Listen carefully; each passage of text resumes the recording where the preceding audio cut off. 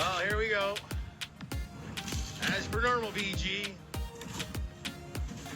Those jet ski boys, not anymore. Now, it's not all that uncommon in boating to find vessels and people in odd places, but most of the time when we see people in odd places, it's because they put themselves there, kind of like this crew just put themselves on the reef, and just like some of the odd places we're going to see people wind up in this week's episode of Boneheaded Boaters of the Week. Now, sometimes it's not the person on the boat, but the person being pulled by the boat that winds up in the wrong spot. Other times, it's the person who is trying to get on the boat that winds up in the wrong spot.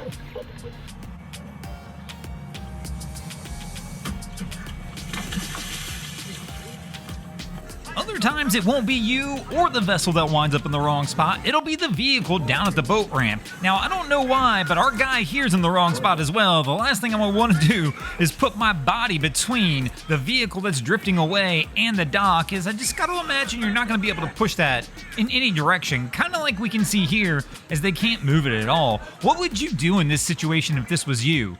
Would you try and plead with somebody to get a tow line to get it out as quickly as possible? Or is there not really much you can do at this point? Let me know in the comments.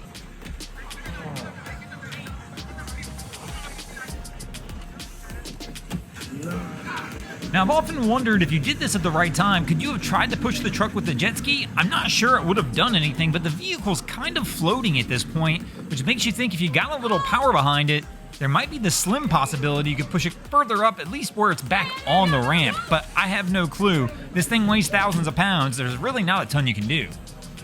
Now, of course, every time you back the vehicle in a little too deep isn't always the extreme like we just saw. Many times, as long as you keep those front tires on the ramp, she'll hang on, but still put you in kind of a bad spot and definitely not a good spot to try and load the boat on the trailer. And other times when you get the vehicle in too deep, it's a different kind of too deep. When you get it buried up to the axles, kind of like we see this crew doing here.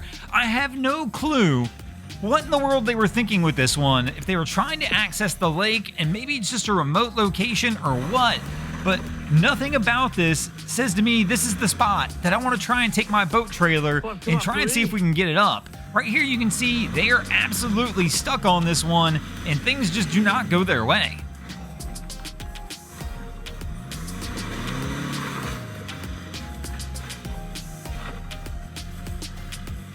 Now, things go from bad to worse for this crew pretty quickly. Here you can see they are absolutely struggling, trying to get this thing through the ruts and up the hill. The crazy part on this one is going up, you know it's gotta come down as well at some point in time, so I don't know exactly what the plan is, but here things really go wrong.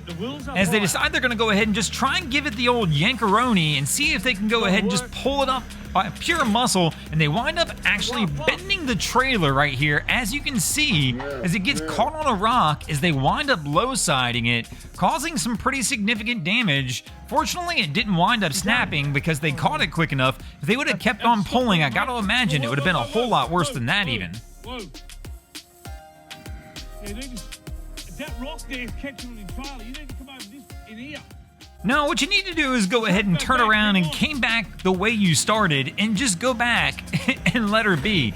Again, there's gotta be a better way of doing this than attempting to go rock crawling, trying to pull a boat. I just don't see any result where this winds up ending up good. My real question on this one though is, who came up with this plan? Yeah. Whose idea was this that said, oh, you know what, let's get the boat over to the lake, let's go rock crawling with it, it'll be a good time, we'll have some extra fun, mate. Nah, not a good plan.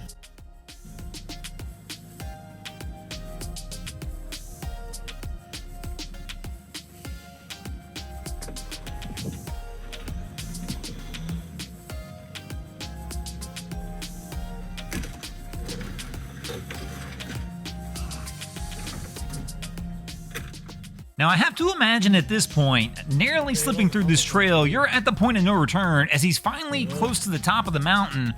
But my question is the same thing I've asked before. What goes in must come out.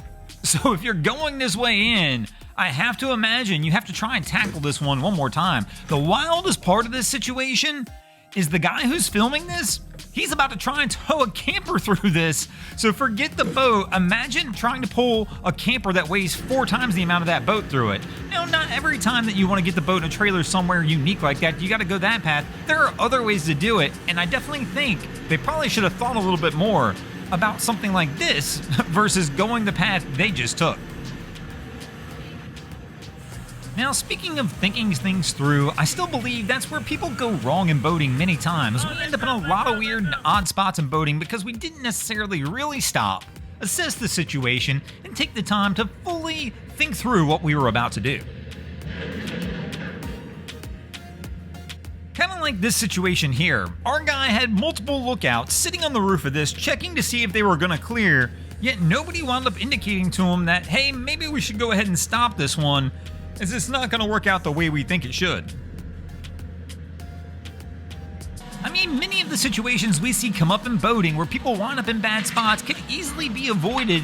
They would just stop, pause, and really try and decide if what they're attempting is a good idea. If you really look back and think about it, many of the times when you see these things, you're like, you already know that's a bad plan. Like trying to get a boat this close into the beach. Now, this does look like some sort of landing craft that maybe was designed to do so, but in the end, she winds up getting stuck.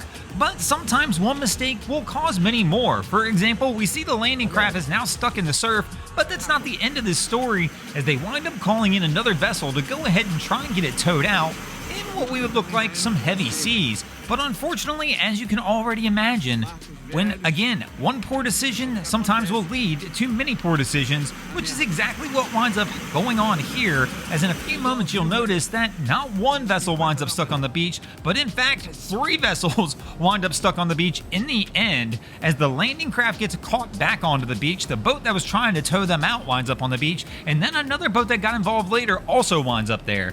Wind up causing the scene we see here at the end, where a tugboat has to come in and try and pull everybody and everything off.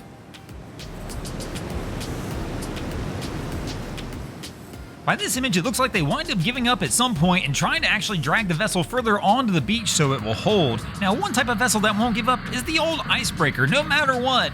This thing's just going to keep rocking and rolling and keep trying to cut through that ice the whole way through the winter, kind of like this crew here. It doesn't matter how thick it is, you just rev her up, put her in gear, and let her eat. Now, my question on this one, do you think it ever actually gets stuck on the ice? Like they run it up so hard, like right here, where she slides on top, and the next thing you know, you're actually just stuck up there on top of the ice, prop spinning in the air. Speaking of prop spinning, that probably brings us to the most common unusual spot you'll wind up in your boat, which isn't really unusual, but it's being out on a day when you shouldn't be out. It's not uncommon for us to decide we're going to go out, go fishing, go do something on a specific day weeks in advance. We invite the boys, all the friends, and no matter what, we are bound and determined to go no matter what the conditions look like. Now, I know you're thinking, BG, those conditions aren't that bad. But the reality, boating is one of those things where I don't care what it is, for whatever reason, the conditions are always way worse than the camera will ever justify. Now, other times you will find yourself in the wrong spot because, well, you got on the wrong boat with the wrong captain, kind of like here. Now, sometimes when you get on the wrong boat with the wrong captain, you go for one heck of a ride. Other times, you're on the right boat with the right captain, and you still wind up on one heck of a ride when you catch the biggest fish of your life. Now, of course, there's nothing like getting out there offshore and catching big fish, and one place you absolutely can do that is going to be in the Bahamas. If you ever thought about taking your boat to the Bahamas, we've got some opportunities for you. First off, the Palm Beach Boat Show is coming up in just a few weeks, and the Wavy Guru crew will have some team members over there assisting the Bahamas Tourism Ministry and hosting seminars on how to take your boat to the Bahamas. The seminars will be held Friday, March 27th at 2 p.m. and Saturday, March 28th at 11 a.m. at the seminar booth at the boat show, so be sure to stop by, check it out, and find out about registering to join us on a trip. Every year, the Wavy Guru team does an annual trip to the Bahamas where we take 30 boats with us over and across to enjoy some time over in Bimini. I'm going to leave a link in the description below where you guys can find out the information on how to sign up on this year's trip. We'll be going June 18th through June 21st. If you do wind up signing up with the link below through the Bahamas website, use the reference code BG2026, and that will get you signed up for some additional raffles that'll be hosted at the captain's meeting the night before the trip. Look forward to seeing you guys at one of the two. Thanks for watching, crew. Hope you enjoyed this episode of Boneheaded Boaters of the Week. If you ever see anything crazy happening in your waterways, be sure to hit us up on Facebook or Instagram and let us know when you might see your stories over here. Just like David 2K, Lucianne Minari, Mark Girardeau, Casa Lieb, Adam Coolidge, Chad Luck, Matt Tompkins, and Momo79 did this week. And if you guys haven't already, go ahead and drop an anchor on the subscribe button here.